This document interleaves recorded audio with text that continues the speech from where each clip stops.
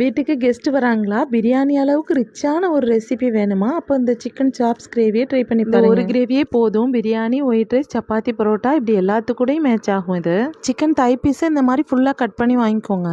Chicken chops செய்கிறதுக்கு தாராளமாகவே எண்ணெய் ஊற்றிக்கோங்க. அதில் வாசனைக்காக மிளகாவும் ரம்பையிலையும் சேர்த்துக்கிறேன். அதோட பட்டை, கிராம்பு, ஏலக்காய் எல்லாம் சேர்த்துக்கோங்க. பிரியாணிக்கு எந்த அளவுக்கு நம்ம வெங்காயம் அதிகமாக சேர்ப்போமோ அதே மாதிரி இதுக்கும் நம்ம நிறைய வெங்காயம் சேர்த்தாதான் அது ரிச் டேஸ்ட் கொடுக்கும். இதில் ஒரு 6-7 வெங்காயம் போல் சேர்த்துருக்கேன். ஒரு 3 தக்காளி போல கட் பண்ணி சேர்த்துக்கோங்க. தேவையான அளவு உப்பு போட்டு அப்புறம் இஞ்சி பூண்டு பேஸ்ட் போட்டு வதக்கி எடுத்துக்கலாம். அதோட புதினா மல்லி சேர்த்துக்கோங்க. நான் இன்னைக்கு 1.5 கிலோ போல சிக்கன் எடுத்திருக்கேன். அதுல தேவைக்கு உப்பு போட்டு கிளறி விட்டு மூடி வச்சிருங்க. உங்கள்கிட்ட தயிர் இருந்தா இஞ்சி பூண்டு ஆட் பண்ணும்போது அதோட சேர்த்து ஆட் பண்ணிக்கோங்க. இன்னும் டேஸ்ட் ரிச்சா இருக்கும். இதோட மஞ்சத்தூள், வத்தத்தூள், கரம் மசாலா, சோம்புத்தூள் எல்லாம் 1/2 டீஸ்பூன் சேர்த்துக்கோங்க. உங்களுக்கு காரம் கூட வேணும்னா கூட வத்தத்தூள் சேர்த்துக்கோங்க. டேஸ்ட் இன்னும் ரிச் ஆக்குறதுக்காக தேங்காய், வேர்க்கடலை, பாதாம் எல்லாம் சேர்த்து அரைச்சி ஊத்திக்கலாம். வேர்க்கடலை கண்டிப்பா சேர்த்துக்கோங்க. இந்த ரெசிபிக்கு இதுதான் நல்ல ஸ்மெல் கொடுக்கும். அந்த பேன் கிளற முடியலன்னு நான் வேற பேனை மாற்றிக்கிட்டேன். நீங்கள் செய்யும் போதே கொஞ்சம் ஆழமான பாத்திரத்தில் செய்யுங்க.